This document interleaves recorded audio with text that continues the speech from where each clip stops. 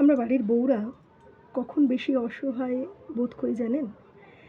যখন আমাদের ওপর নানা রকমভাবে মানসিক অত্যাচার করা হয়। শ্বশুরবাড়িতে কে বা কারা করছেন, কোন পয়েন্ট অফ ভিউ তে করছেন, কী জিনিসের ওপর আমাদেরকে কষ্ট দেওয়া হচ্ছে, মনটাকে ভেঙে চূর্ণ বিচূর্ণ করে দিচ্ছে, সবসময় ছোট করা হচ্ছে, নিচু করা হচ্ছে। সব জানছি এবং সব জানার পরে সেটা যখন নিজের স্বামীকে জানাচ্ছি, স্বামীও সব জানছেন, বুঝতে পারছেন। কিন্তু কোনোভাবেই সে তার পরিবারের বিরুদ্ধে কোনো প্রতিবাদ করছে না।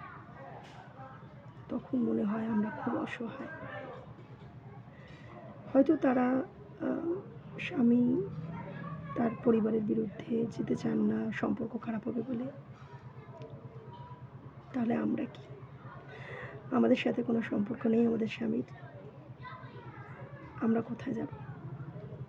কাকে গিয়ে মনের কথা বলব?